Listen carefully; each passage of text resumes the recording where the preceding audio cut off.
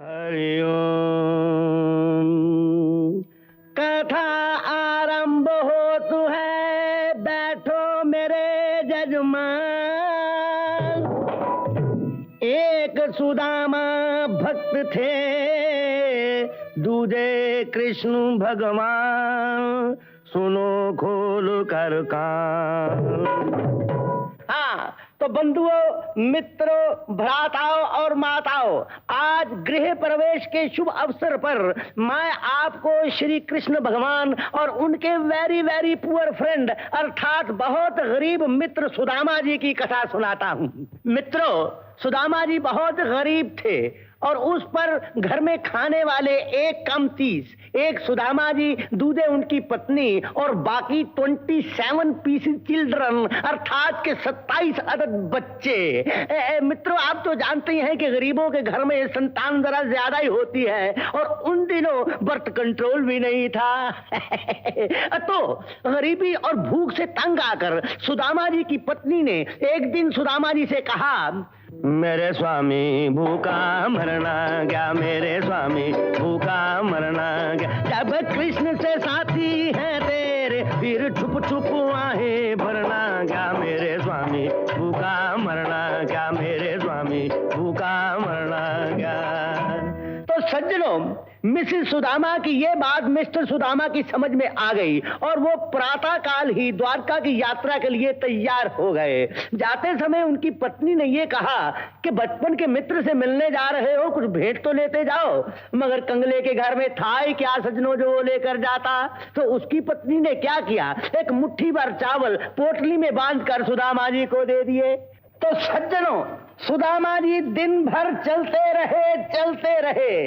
रास्ते में कई नदियां आई, उन्होंने तैर कर पार कर ली। पहाड़ आए। सज्जनों, आप तो जानते ही हैं कि सुदामा जी को तैन सिंह तो थे नहीं जो आसानी से पहाड़ पर चढ़ जाते, किंतु जूं तू करके उन्होंने पहाड़ भी पार किया। उसके बाद शाम पड़ गई और सुदामा जी को भूख ने बहुत तंग किया। इधर उधर देखा मगर उनको खाने को कुछ नजर नहीं आया। इतने में सुदामा जी ने क्या देखा कि उनके सामने एक जंगल की बकरी आकर खड़ी हो गई है।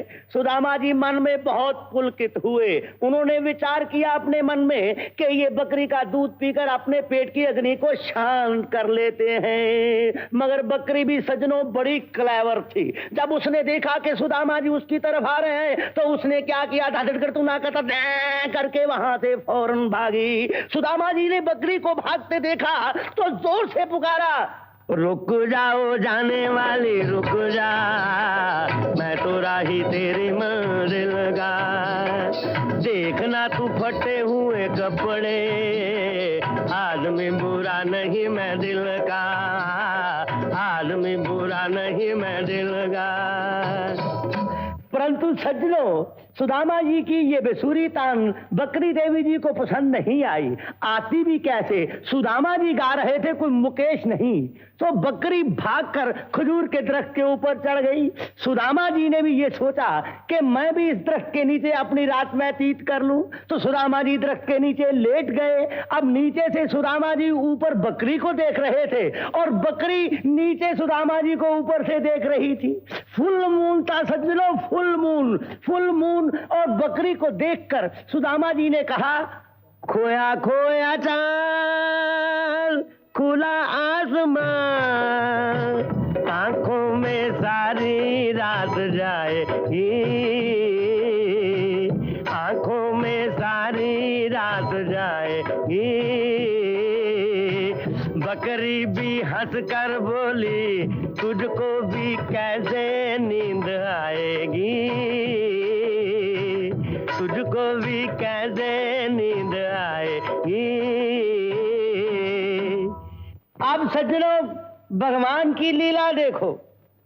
जब सुदामा जी की आंख खुली तो उन्होंने अपने आप को गोमती नदी के तट पर पाया और फिर सुदामा जी ने स्नान किया, चंदन रगड़कर माथे पर लगाया, फिर द्वारकापुरी में प्रवेश किया। सुदामा पांडे का नाम सुनना ही था कि श्री भगवान कृष्ण बिजली की तरह दौड़कर द्वार पर पहुंचे और जाते ही उन्होंने अपने मित्र को गले से ये तो अमेरिकन सुदामा है। फिर सुदामा जी को भगवान कृष्ण महल में ले आए, अंदर लाकर उन्होंने उनको उच्च स्थान पर बिठाया और फिर चरण धोए। चरण धोकर चरणामृत सारी द्वारका में बांटा गया।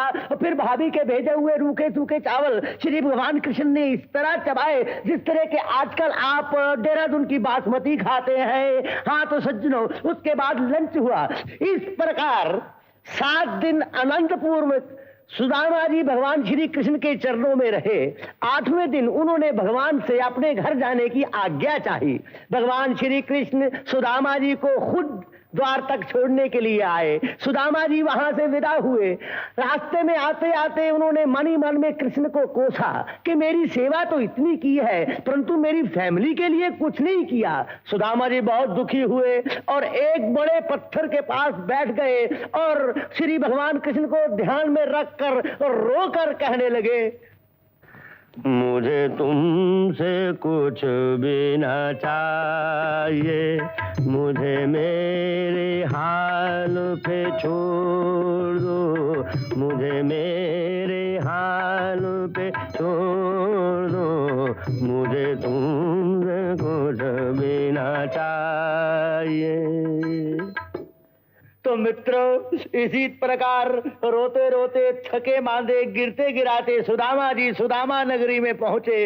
अपनी कुटिया को ढूंढने के लिए जब वो अपने स्थान पर पहुंचे तो हैरान रह गए। क्या देखते हैं कि उनकी कुटिया की जगह वहां पर एक महल खड़ा है। बेचारे बहुत परेशान हुए। तो क्या देखते हैं कि ना उनकी कुटिया है और ना ब्राह्मणी है उनकी। तो फिर सुदामा जी ने देवदास बनकर अपने कान पर हाथ रखकर अपनी ब्राह्मणी को पुकारा, आवाज दे कहाँ है। अरे भाई तबले वाले, तू भी द्वारका पहुंच गया क्या? साथ दे, आवाज दे कहाँ है, आवाज दे कहाँ है। तो मित्रों, इतने में महल के अंदर से एक सुंदरी माथे पे बिंदिया लगाए और पांव में बिछुआ पहने बिल्कुल हमारी बिंदु बिटिया की तरह बाहर आई और जाकर उसने सुदामा जी के चरण छुए। सुदामा जी बिदक कर पीछे हट गए और कहने लगे, अरे ओ मधुमती पराई नारी, तू मेरे पांव क्यों छूती है। तब सुदामा जी की स्त्री ने हाथ जोड़कर अपना घूंघट उठाया और कहा कि हे प्राणनाथ, मैं तो आपके चरणों की दासी हूँ। तब सुदामा जी बहुत खुश हुए। तब उनकी पत्नी ने उनको बताया कि ये सब भगवान कृष्ण की लीला है, जो महल खड़ा हो गया है, ये सब आपके मित्र की देन है। तो सज्जनों, अंत में मेरी यही प्रार्थना है कि हर सुदामा को उसका कृष्ण मिलता रहे। जैसे कि मेरे यजमान श्री देवराज जी को राय साहब केदारनाथ जी कृष्ण बनकर मिले हैं, ऐसे ही श्री राय साहब जी को भी जब ये सुदामा होंगे कोई ना कोई कृष्ण मिला होगा। ऐसे ही सज्जनों, मेरी ये प्रार्थना है कि सबके महल बनते रहे। इसलिए अब अंत में सब एक साथ होकर कहिए, त्रिलोकीनाथ श्री कृष्ण की।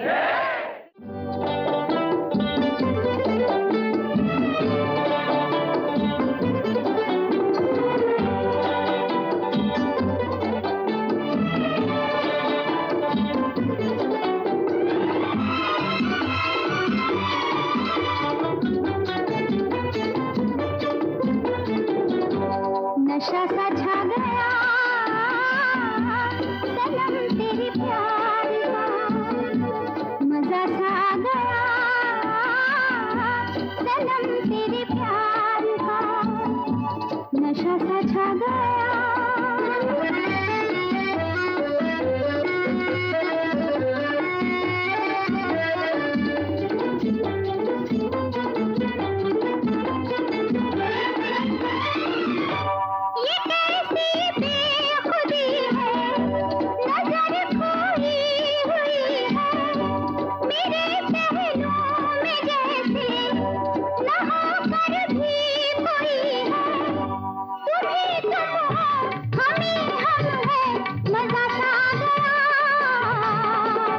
नशा सा छा गया सनम तेरे प्यार का, मजा सा आ गया सनम तेरे प्यार का, नशा सा छा गया।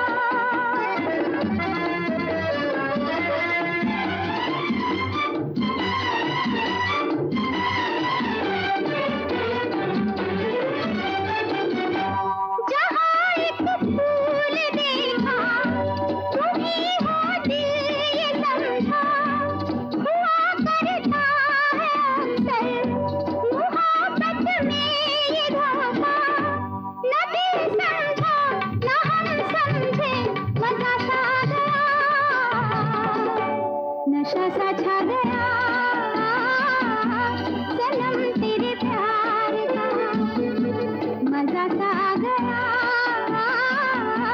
सनम तेरे प्यार का नशा सा छा गया।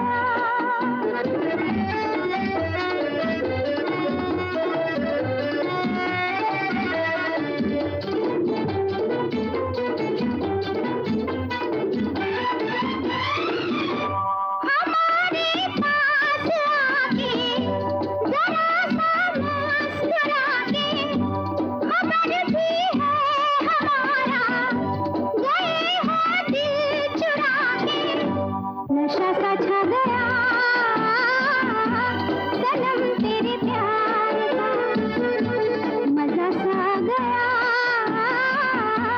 सनम तेरे प्यार का नशा सा छा गया।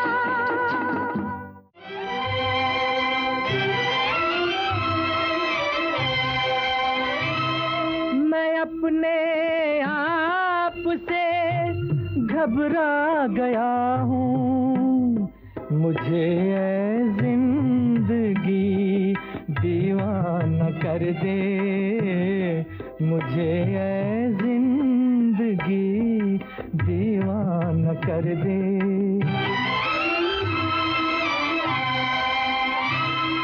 मैं अपने आप से घबरा गया हूँ, घबरा गया हूँ।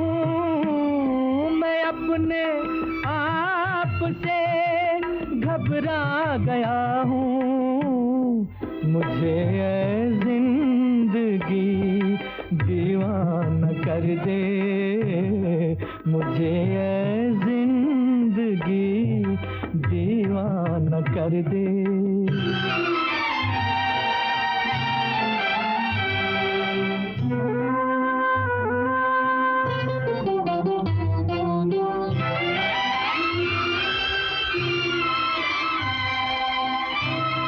कहाँ से ये फरेबे आरज़ू मुझको कहाँ लाया,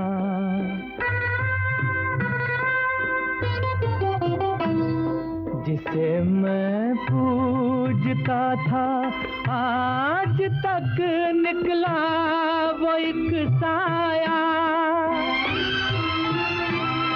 खता दिल की है मैं शर्मा गया हूँ, मैं अपने आप से घबरा गया हूँ, मुझे ऐ जिंदगी दीवाना कर दे, मुझे ऐ जिंदगी दीवाना कर दे।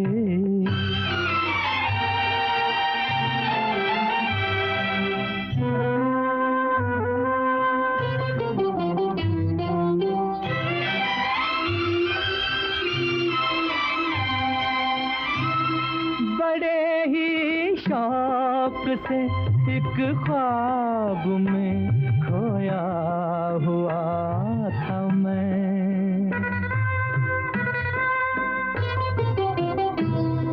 अजब मस्ती भरी एक नींद में सोया हुआ था मैं। खुली जब आँख तो थर्रा गया हूँ, थर्रा गया हूँ। मैं अपने आप से घबरा गया हूँ, मुझे ऐ जिंदगी दीवाना कर दे, मुझे ऐ जिंदगी दीवाना कर दे, दीवाना कर दे, दीवाना कर दे, दीवाना कर दे, दीवाना।